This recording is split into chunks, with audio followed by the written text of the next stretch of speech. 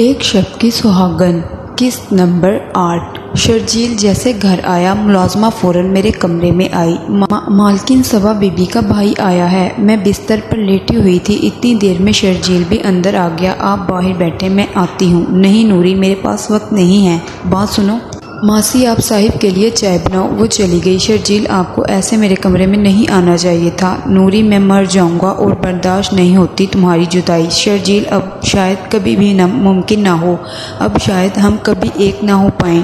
نہیں نوری، ایسی بات کبھی مت سوچنا، ہم ضرور ایک ہوں گے۔ سب شاپنگ میں مصروف تھے، میں وہاں سے بہانہ بنا کر بھاگ آیا۔ شرجیل گھر والوں کو پتہ چلے گا تو سب کیا سوچیں گے؟ کوئی کچھ نہیں سوچے گا، میں بتا کر آیا ہوں۔ تم لوگ شاپنگ کرو، میں آپ کے گھر جا کر تھوڑا آرام کراتا ہوں۔ کیونکہ شاپنگ مال سرفراز کے گھر کے قریب تھا۔ نوری رو رہی تھی۔ شرجیل تم اپنی زندگی میرے لیے خراب مت کرو۔ اتنی دیر میں صبا روم میں آئی۔ شرجیل تمہیں یہاں ایسے نہیں آنا چاہیے تھا، میرا سسرال ہے یہ، سب کیا سوچیں گے؟ کوئی کیا سوچتا ہے مجھے کوئی فرق نہیں پڑتا، مجھے فرق پڑتا ہے شرجیل اور میرے ہونے والے بچے کو بھی۔ نوری مجھے صرف تمہاری پرواہ ہے اور مجھے میرے بچے کی۔ آج کے بعد میرے روم میں آنے سے پہلے سوچنا۔ میں تمہاری محبوبہ تھی اور اب اس بچے کی ماں ہوں۔ کل دنیا میرے بچے کو بد کردار ماں ہونے کا طعنہ دے، میں یہ برداشت نہیں کر پاؤں گی۔ وہ مجھے حیرت سے دیکھ رہا تھا اور صبا بھی۔ شرجیل میں تم دونوں کی شادی کروا دوں گا، سرفراز بات کہتے ہوئے اندر داخل ہوا۔ میں خاموش رہی۔ صبا بول پڑی، سرفراز امی ابو کبھی نہیں مانیں گے ایک بچے کی ماں سے شادی کرنے کا۔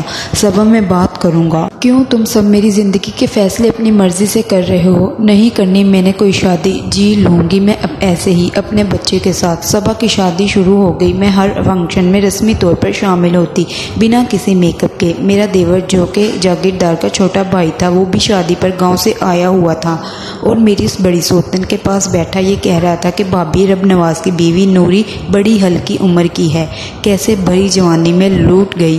اب آپ بچہ ہونے کے بعد اس کا نکاح مجھ سے کروا دینا، بچہ اور جائیداد بھی گھر میں رہیں گے، اور اگر اس نے کہیں اور باہر کر لیا تو ہمیں بہت مشکل ہوگی۔ میں ایک طرف بیٹھی یہ سب سن رہی تھی۔ ہاں دیور جی، کچھ سوچتی ہوں، ابھی تو 7واں ماہ چل رہا ہے۔ ہاں اتنا تو میں انتظار کر سکتا ہوں۔ مجھے اس کی نظریں بہت عجیب لگ رہی تھی اور یہ بات شرجیل نے بھی سن لی۔ ویسے بھابھی میرے بھائی کی پسند کو داد دینی پڑے گی، مجھے تو ایک بیوی بھی ایسی نہیں ملی۔ میری سوتن ہنسنے لگی اور پھر بولی، اب مل جائے گی نا۔ سرفراز کے آتے ہی وہ خاموش ہو گئے۔ رخصت ہو کر صبا بھی اس گھر میں پہنچ گئی۔ آج ولیمہ تھا۔ میں اپنے گھر میں تیار ہو رہی تھی، پیچھے سے جاگیردار کا بھائی شہنواز کمرے میں آتے ہی پیچھے سے مجھے باہوں میں لینے لگا۔ میں ڈر کر آگے کی طرف بھاگی تو میرا پاؤں پھسل گیا اور میں گر گئی۔ میرے ماتھے پر چوٹ لگی، وہ بھی ڈر گیا تھا۔ میں بہت مشکل سے اٹھی، اس کے قریب جا کر اس کے منہ پر تھپڑ مار دیا۔ میری سوتن روم میں آ گئی۔ نوری تمہاری ہمت کیسے ہوئی اس پر ہاتھ اٹھانے کی؟ کچھ مہینوں بعد اس کی بیوی بنو گی۔ اس جیسے بد کردار اور گھٹیا انسان کی بیوی بننے سے مجھے موت قبول ہوگی۔ شہنواز مجھے غصے سے بولتا ہوا چلا گیا۔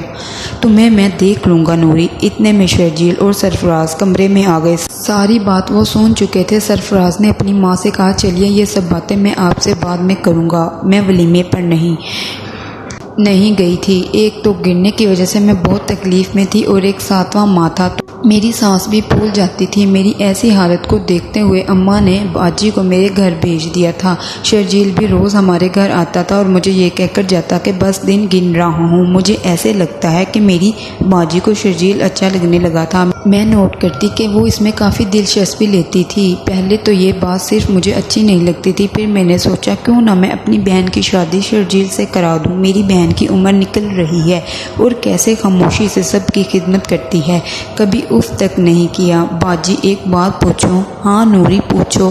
آپ سچ بتاؤ گی؟ ہاں میری جان۔ کیا آپ کو شرجیل اچھے لگتے ہیں؟ وہ مسکرا کر شرما گئی۔ بتاؤ نا، وہ مجھے دیکھ کر مسکرا رہی تھی۔ اگر میں ہاں بھی کہہ دوں تو کیا فرق پڑتا ہے اس بات سے؟ وہ کوئی میرے تو نہیں ہو جائیں گے۔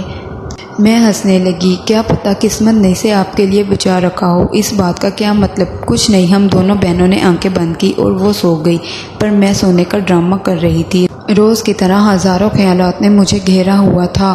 صبا کتنی خوش ہے، مجھے رشک آتا ہے دونوں کے پیار۔ وہ دونوں تو کمرے سے باہر ہی نہ آتے۔ میں اپنی زندگی میں جتنے غموں کے پہاڑ دیکھ چکی تھی، میں ہر احساس سے آگے نکل چکی تھی۔ آج میری طبیعت بہت خراب تھی۔ ڈاکٹر کو بلایا۔ کچھ ہی دیر بعد میں نے ایک چاند سے بیٹے کو جنا۔ اسے دیکھ کر میں ہر دکھ بھول گئی۔ کتنا خوبصورت تھا یہ احساس، میں ماں بن گئی تھی۔